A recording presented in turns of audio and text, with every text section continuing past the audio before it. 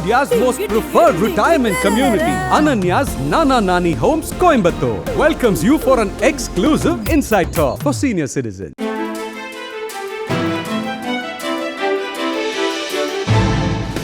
தட்டை, சீடை, முறுக்கு, ரிப்பன் பக்கோடா, அதிரசம் என்ன வேணாலும் செய்யுங்க. ஒரே ஒரு 5 லிட்டர் இதய மந்த்ரா கடல் எண்ணெய் பேக் ஒரு மாசம் முழுசுக்கும் அத்தனை சமையல முடிச்சு விடலாம். இதய மந்த்ரா. வணக்கம். செய்தி சுருக்கம். அஜித்குமார் தம்பிக்கு அரசு வேலை, இலவச வீட்டுமனை பட்டா.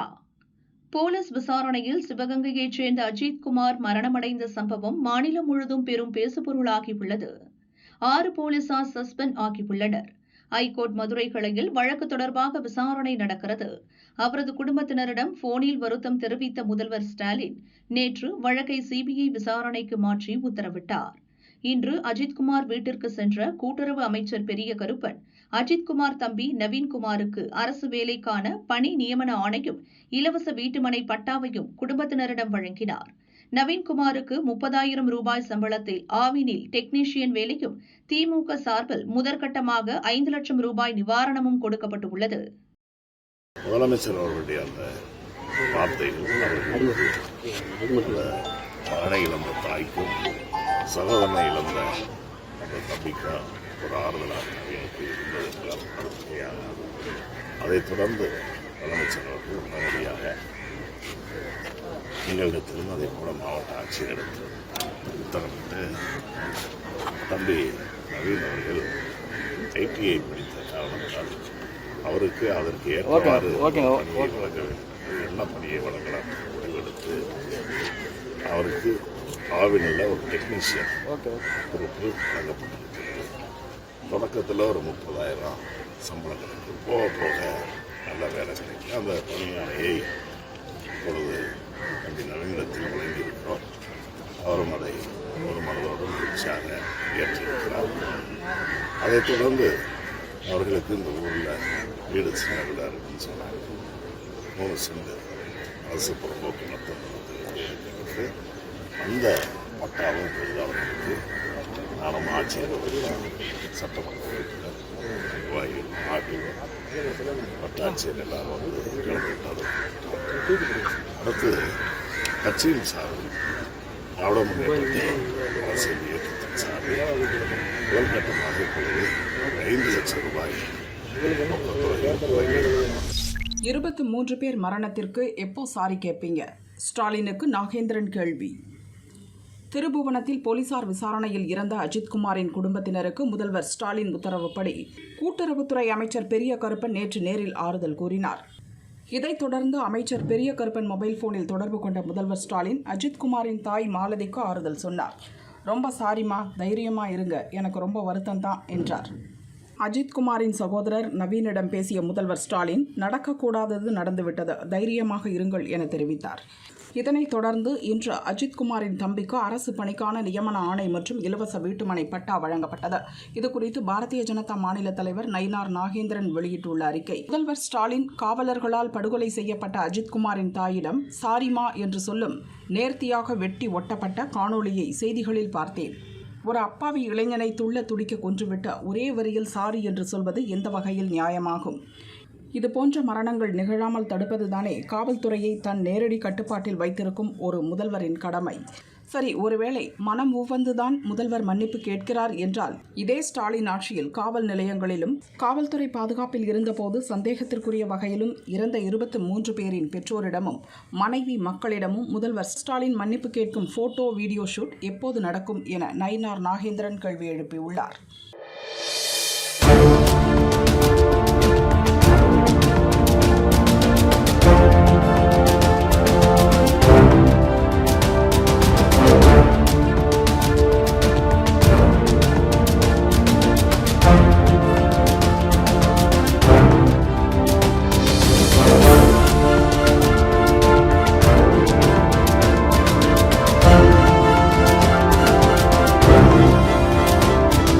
அஜித்குமார் லாக்அப் மரணம், 10 கேள்விகளை கேட்கும் மக்கள். அஜித்குமாரை விசாரிக்க உத்தரவிட்ட விஐபி யார் என எதிர்க்கட்சி துணைத் தலைவர் உதயகுமார் கேட்டார்.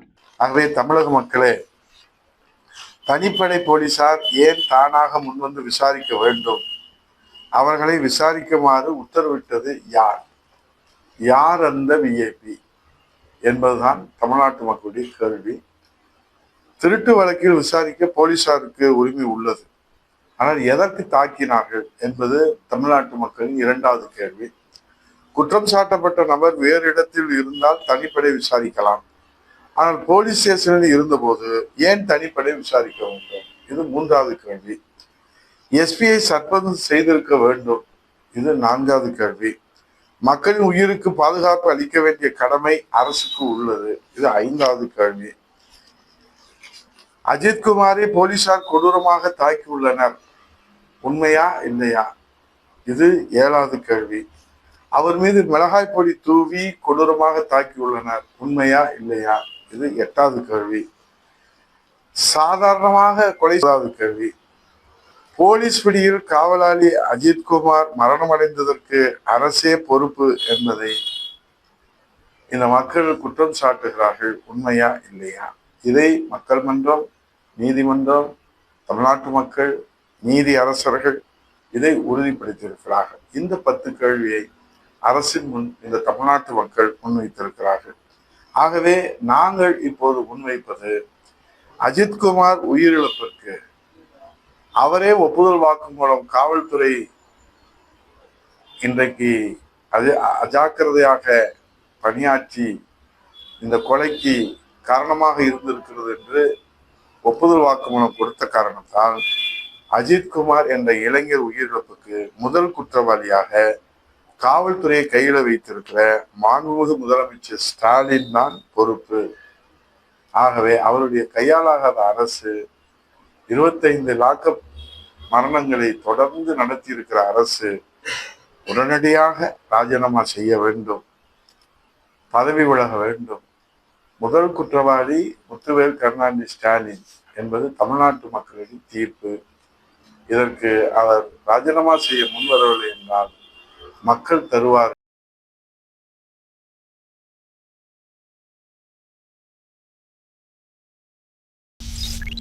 கேலி கிண்டல் பண்ணுங்க, எனக்கு கவலையே இல்லை.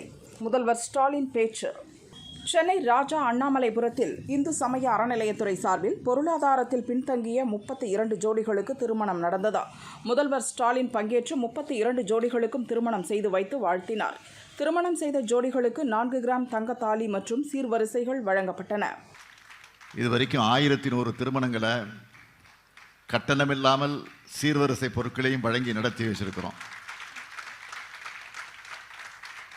இப்படி நாள் முழுக்க சொல்லிக்கிட்டே இருக்க முடியும். அந்த அளவுக்கு சாதனைகளை தொடர்ந்து செஞ்சுக்கிட்டே இருக்கிறோம். எல்லாருக்கும் எல்லாம் என்ற பரந்த உள்ளத்தோடு நம்ம திராவிட மாடல் செய்கிற இது போன்ற சாதனைகள் வெறுப்பையும் சமூகத்தை பிளவுபடுத்தும் எண்ணங்களையும் கொண்டவர்களாக இருக்கக்கூடியவர்கள் இதை பார்த்து சகிச்சிக்க முடியல. பக்தியின் பேரில் பகல் வேஷம் போடக்கூடியவங்க இதை தாங்கிக்க முடியல. ஆனால் உண்மையான பக்தர்கள் நம்ம ஆட்சியோட ஆன்மீக துண்டை பாராட்டுறாங்க. நேற்று ஒரு வார பத்திரிக்கையில் ஒரு கேலி சித்திரம் கார்ட்டூன் போட்டிருந்தாங்க. என்ன கார்ட்டூன் பார்த்தீங்கன்னா, நான் பேரை சொல்ல விரும்பலை, எந்த பத்திரிக்கைன்னு நீங்களே புரிஞ்சுக்கிங்க, நீங்களே படித்து பாருங்கள். நான் காவடி எடுக்கிற மாதிரியும் அமைச்சர்கள் எல்லாம் அழகு குத்திக்கிட்டு இருக்கிற மாதிரியும் தரையில் உருளுற மாதிரியும் கார்ட்டூன் போட்டிருக்கிறாங்க. அதை பார்க்கும்போது எனக்கு சிரிப்பு வரல, ரொம்ப பரிதாபமாக இருந்துச்சு. பக்தி தான் அவங்க நோக்கம்னா என்ன செஞ்சுருக்கணும்? நம்ம அரசோட சாதனைகளை, ஆன்மீகத்துக்கு செஞ்ச நன்மைகளை பட்டியலிட்டு பாராட்டியிருக்கலாம். ஆனால் அவங்களோட நோக்கம் அது அல்ல. பல ஆண்டு கால வன்மம் அது. அந்த வன்மத்துக்கு வடிகால் தான் இப்படிப்பட்ட கார்ட்டூன்கள். அவங்களுடைய ஆதரவற்ற அவதூறுகளை பற்றி நான் ஒருபோதும் கவலைப்பட்டதல்ல. என்னுடைய பணி மக்கள் பணி, மக்களுக்கு என்ன தேவை என்பதை அறிந்து புரிந்து அதற்கு உரிய பணி ஆற்றுவதுதான் என்னுடைய பணி. இதெல்லாம் நான் பார்த்து கவலைப்படுறேன்னு யாரும் நினைக்க வேணாம். இதெல்லாம் எனக்கு ஊக்கம், இதெல்லாம் எனக்கு உற்சாகம். இன்னும் எங்களை கேலி செய்யுங்க, கிண்டல் பண்ணுங்க, கொச்சைப்படுத்துங்க, விமர்சனம் பண்ணுங்க, நாங்கள் அதை பற்றிலாம் கவலைப்பட தயாராக இல்லை. திருநாவுக்கரசர் மொழிக்கு ஏற்ப என் கடன் பணி செய்து கிடப்பதே. நாம் தொடர்ந்து உண்மையான பக்தருடைய நலனுக்காக செயல்படுவோம் என்ற அந்த உணர்வோடு இங்கே மணக்கோலம் முன்னிற்கக்கூடிய மணமக்களை நான் வாழ்த்த கடமைப்பட்டிருக்கிறேன். எல்லா வளமும் பெற்று இந்த மணமக்கள் சிறப்போடு வாழ்ந்திட வேண்டும். ஒருவர் புரிந்து கொண்டு விட்டு கொடுக்கின்ற மனப்பான்மையோடு நீங்கள் வாழ்ந்திட வேண்டும். இன்பமான வாழ்க்கையை வாழுங்கள். அதே நேரத்தில் உங்களுக்கு பிறக்கக்கூடிய குழந்தைகளுக்கு அழகான தமிழ் பெயர்களை சூட்டுங்கள் என்று என்னுடைய அன்பான வேண்டுகோள். பரமக்குடி ராமநாதபுரம் 4 வழிச்சாலைக்கு ஒப்புதல். பிரதமருக்கு EPS அண்ணாமலை நன்றி. பரமக்குடி ராமநாதபுரம் இடையே 1853 கோடி ரூபாய் மதிப்பீட்டில் 46.7 கிலோமீட்டர் தூரத்திற்கு 4 வழிச்சாலை அமைக்க பிரதமர் மோடி தலைமையில் நடந்த மத்திய அமைச்சரவைக் கூட்டத்தில் ஒப்புதல் அளிக்கப்பட்டது. இதற்காக பிரதமர் மோடிக்கு அதிமுக பொதுச் செயலாளர் பழனிசாமி நன்றி தெரிவித்துள்ளார். அவர் வெளியிட்ட அறிக்கை: பரமக்குடி ராமநாதபுரம் இடையிலான நெடுஞ்சாலையை 4 வழிச்சாலையாக விரிவுபடுத்த மத்திய அமைச்சரவை ஒப்புதல் வழங்கியுள்ளது வரவேற்கத்தக்கது. 1853 கோடி ரூபாய் மதிப்பில் மேற்கொள்ளப்படும் இந்த வழித்தட மேம்பாட்டுத் திட்டமானது பயண நேரத்தை குறைத்து பயண பாதுகாப்பை மேம்படுத்தும். தென் தமிழகத்தில் குறிப்பாக ராமேஸ்வரம் புனித யாத்திரை பகுதியில் சுற்றுலா மற்றும் வர்த்தகத்தை பெரிதும் ஊக்கப்படுத்தும். தமிழகத்தின் சாலை இணைப்பு திட்டங்களுக்கும் பொருளாதார வளர்ச்சிக்கும் முன்னுரிமை வழங்கும் பிரதமர் மோடிக்கு என் மனமார்ந்த நன்றிகள் என கூறியுள்ளார். இதேபோல் தமிழக பாரதிய ஜனதா முன்னாள் தலைவர் அண்ணாமலையும் நன்றி தெரிவித்துள்ளார். பரமக்குடி ராமநாதபுரம் இடையே சுமார் 46.7 கிலோமீட்டர் தொலைவிற்கு 4 வழிச்சாலை அமைக்க ரூபாய் 1853 கோடி நிதி ஒதுக்கீடு செய்துள்ள பிரதமர் மோடிக்கு நன்றி. மதுரை, பரமக்குடி, ராமநாதபுரம், மண்டபம், ராமேஸ்வரம் மற்றும் தனுஷ்கோடி பகுதிகளில் போக்குவரத்து நெரிசல் அதிகரித்து வருகிறது. இதை குறைக்கும் வகையில் தேசிய நெடுஞ்சாலை 87 இந்த 4 வழிச்சாலை அமையவிருப்பதால் போக்குவரத்து நெரிசலுக்கு நிரந்தர தீர்வாக அமையும் என்பது உறுதி என்றும் கூறியுள்ளார். 5 நாடுகளில் சுற்றுப்பயணம். மோடிக்கு வரும் பல சிறப்புகள். 2 நாட்டு பார்லியில் மிகப்பெரிய கௌரவம். பிரிக்ஸ் மாநாடு உள்ளிட்ட முக்கிய நிகழ்வுகளில் பங்கேற்பதற்காக பிரதமர் நரேந்திர மோடி 5 நாடுகளில் 8 நாள் சுற்றுப்பயணத்தை இன்று துவங்கினார். அதற்காக தனி விமானத்தில் அவர் டில்லியிலிருந்து கிளம்பினார். முதலில் அவர் ஆப்பிரிக்க நாடான கானாவுக்கு செல்கிறார். இன்றும் நாளையும் கானா நாட்டில் பல நிகழ்ச்சிகளில் பங்கேற்கிறார். கானா நாட்டின் அதிபர் ஜான் டிராமனி மகாமாவை சந்தித்து இருநாட்டு உறவுகள் பற்றி மோடி பேச்சுவார்த்தை நடத்துகிறார். தொழில், முதலீடு, எரிசக்தி, சுகாதாரம், ராணுவம் உள்ளிட்ட துறைகளில் இரு நாடுகளிடையே ஒப்பந்தங்கள் கையெழுத்தாகும் என எதிர்பார்க்கப்படுகிறது. பிரதமர் மோடி கானா நாட்டு பார்லிமெண்டில் உரையாற்றுகிறார். இது ஆப்பிரிக்க நாட்டில் மோடிக்கு கிடைக்கப் போகும் மிகப்பெரிய மரியாதையாக பார்க்கப்படுகிறது. மோடி சுற்றுப்பயணம் செல்லும் 2வது நாடு டிரினிடாட் அண்ட் டொபாகோ. இது கரிபியன் பிரதேசத்தில் உள்ள தீவு நாடாகும். 3, 4 ஆகிய தேதிகளில் டிரினிடாட் அண்ட் டொபாகோவில் பல நிகழ்வுகளில் பங்கேற்கும் மோடி ஜனாதிபதி கிறிஸ்டின் கார்லா கங்குலு, பிரதமர் கம்லா பெர்சாட் பிசஸ்ஸர் ஆகியோரை சந்தித்து இருநாட்டு உறவை வலுப்படுத்துவது பற்றி பேச்சு நடத்துகிறார். டிரினிடாட் அண்ட் டொபாகோ நாட்டுடன் ஆழமான வரலாற்று, கலாச்சார சிறப்புமிக்க ஒரு உன்னதமான உறவை இந்தியா கொண்டுள்ளது. டிரினிடாட் அண்ட் டொபாகோவுக்கு முதல் இந்தியர் சென்றடைந்து இந்த ஆண்டுடன் 180 ஆண்டுகள் ஆகிறது. இந்த சிறப்பான தருணத்தில் நான் அங்கு பயணம் செய்வது இரு நாட்டு மக்களிடையே உள்ள சிறப்பான பிணைப்புகளை புதுப்பிக்க ஒரு வாய்ப்பை வழங்கும் என மோடி கூறினார். பிரதமர் மோடி செல்லும் 3வது நாடு அர்ஜென்டினா. 57 ஆண்டுகளுக்கு பிறகு அர்ஜென்டினா செல்லும் முதல் இந்திய பிரதமர் என்ற பெருமையை மோடி பெறுகிறார்.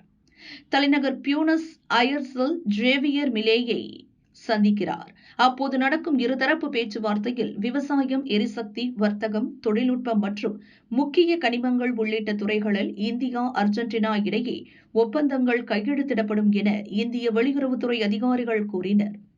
அர்ஜென்டினாவில் பயணத்தை முடித்துக் கொண்டு பிரேசில் நாட்டிற்கு பிரதமர் மோடி செல்கிறார். 6, 7 ஆகிய தேதிகளில் ரியோ டி ஜெனீரோ நகரில் நடக்கும் 17வது பிரிக்ஸ் உச்சி மாநாட்டில் பங்கேற்கிறார். பிரிக்ஸ் உச்சி மாநாடு பிரகடனத்தில் பஹல்காம் பயங்கரவாத தாக்குதலுக்கு கடும் கண்டனம் தெரிவிப்பதுடன் பயங்கரவாதத்தை வேரறுக்க பிரிக்ஸ் நாடுகள் ஒருங்கிணைந்து செயல்படுவது குறித்தும் விவாதித்து முக்கிய முடிவு எடுக்கப்படும் என எதிர்பார்க்கப்படுகிறது.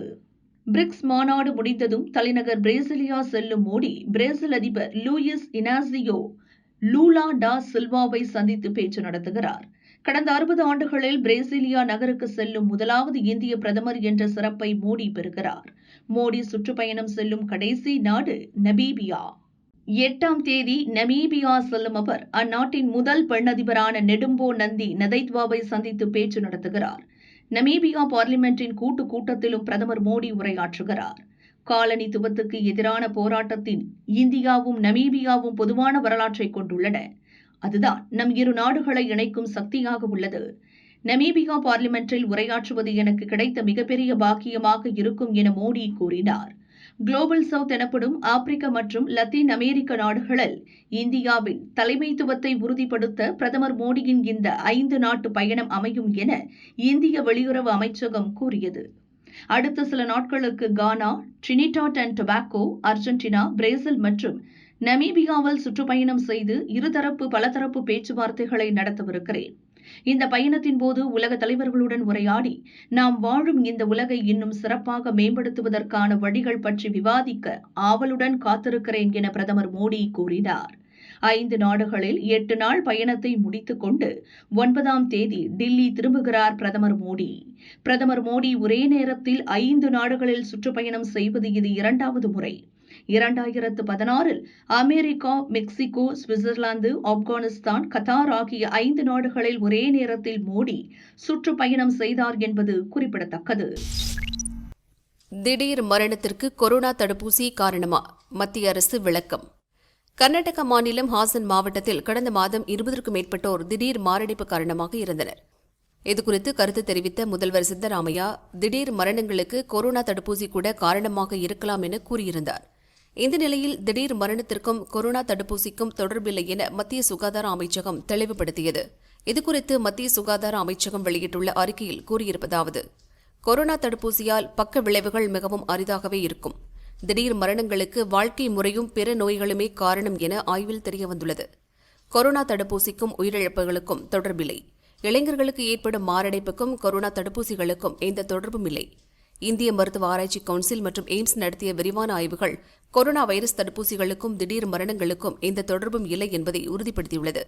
இளைஞர்கள் திடீர் மரணமடைவது குறித்து புதுதில்லியில் உள்ள அகில இந்திய மருத்துவ அறிவியல் நிறுவனம் மற்றும் இந்திய மருத்துவ ஆராய்ச்சி கவுன்சிலுடன் இணைந்து ஆய்வு நடத்தியது.